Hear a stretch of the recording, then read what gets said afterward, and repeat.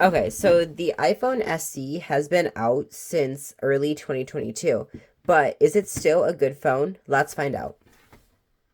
Okay, so first thing to note, considering that the iPhone SE second generation, which is the 2020 version, is virtually the same as the third generation SE, this kind of is the same for the second or third generation.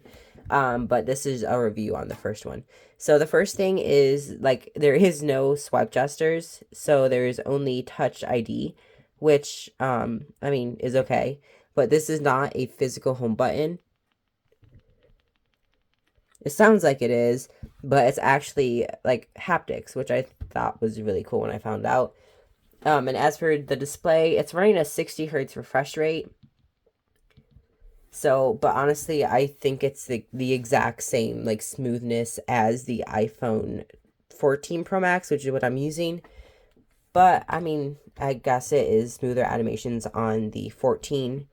And as for cameras, it has a single camera, which I mean for iPhone is kind of weird, especially for me coming from the iPhone 14 Pro Max. It's weird just to have like a small camera. But honestly, the pictures turn out pretty good with honestly, there's not too much of a difference between the iPhone 14 Pro Max and the iPhone SE.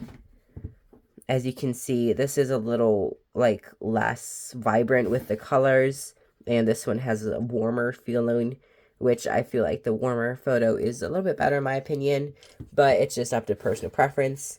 And honestly, I think the SE is a pretty good device, but let's get deeper into it. So for customization for the home button, you don't have much. You have the option to change the haptics just by going to general, hitting home button. There are different haptics you can choose from.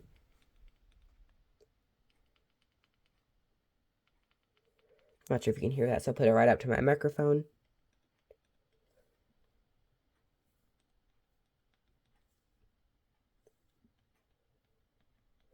So you can hear each one gets deeper and lighter as it goes on. Also, the feel is different. And because there is Touch ID, there is no Face ID. So you can't add another fingerprint, but because there's too many added. But there's like no Face ID, which I thought was kind of weird. And another thing, again, because I was coming from the iPhone 14 Pro Max with the dynamic island, using different actions like ring and silent, I think that looks kind of weird to me because the first iPhone I've ever used was an iPhone with the dynamic island.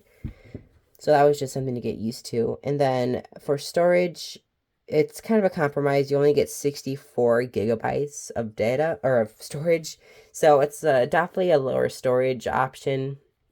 And also, I mean, this is a mid-range phone, but for like $500, I feel the borders can be so much better. Like, just look at how thick those borders are. And especially since it still has a physical button. And I mean, I guess if you're fixed on having a phone with a physical home button and don't want to learn full swipe gestures, then this is definitely the phone that you want to get. But I personally feel like there's phones like the Galaxy A54 5G, the Google Pixel 7a, and even the 7 or Google Pixel 7 is the same price as this third gen SE.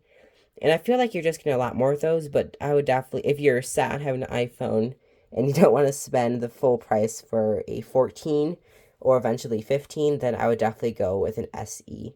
But for now, I would personally wait for the third or fourth generation of the SE because rumors are suggesting that it's going to be pretty good. So that just about wraps up for this review. If you did enjoy it, please consider subscribing, and I'll catch you in my next one. See you then.